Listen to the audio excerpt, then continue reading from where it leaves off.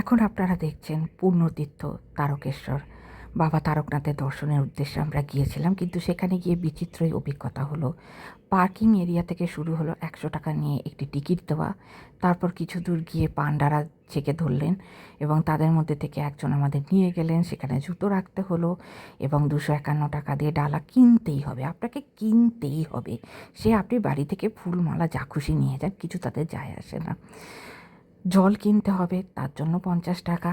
Bell ফুলের মালা কিনতে হবে, মানে মাফ করবেন, বেল পাতার মালা কিনতে হবে 201 টাকা। আরে আমার দরকার নেই, তাও জোর করে গুছিয়ে দিচ্ছে। মোমবাতি ধূপ আমরা নিয়ে গেছি, হবে না, সেখান থেকে কিনতে হবে, সেখানে আবার 50 টাকা দিন। 251 টাকার ডালা কিনুন, কম দামের ডালা তারা প্রোভাইড করছে না।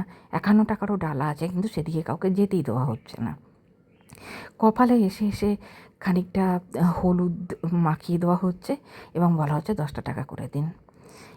এখানেই শেষ নয়, আপনি যখন সব কিছু কিনে কেটে জল দিয়ে প্রায় 500 টাকা খরচ করে ভেতরে পৌঁছলেন, আপনার সঙ্গে কতজন পার্সন আছেন সেই হিসাবে আমরা 3জন গিয়েছিলাম, আমাদের কাছ থেকে 1101 টাকা নেওয়া হলো পুজো উপলক্ষে।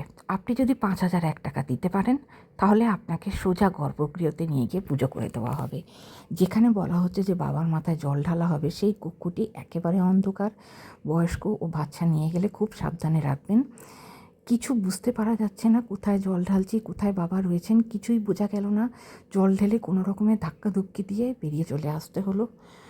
আপনার মনে অনেক বিশ্বাস, ভক্তি, শ্রদ্ধা থাকলে আপনি অবশ্যই যেতে পারেন, কিন্তু একবার গিয়ে দ্বিতীয়বার যে কেউ যাওয়ার নাম করবেন বলে আমার মনে হয় না। ওনারা যেভাবে মানে প্রতিটা পদক্ষেপে টাকা চাইছেন, আপনারা নিজেরা না গেলে বিশ্বাস করতে পারবেন না। 5001 টাকা দিয়ে গর্ভগৃহতে পূজা কেন? আমরা যে 1101 টাকা দিচ্ছি, সেই পূজার কোনো মূল্য নেই? আমাদেরকে ঠিকভাবে দেখতেই দেওয়া হলো না।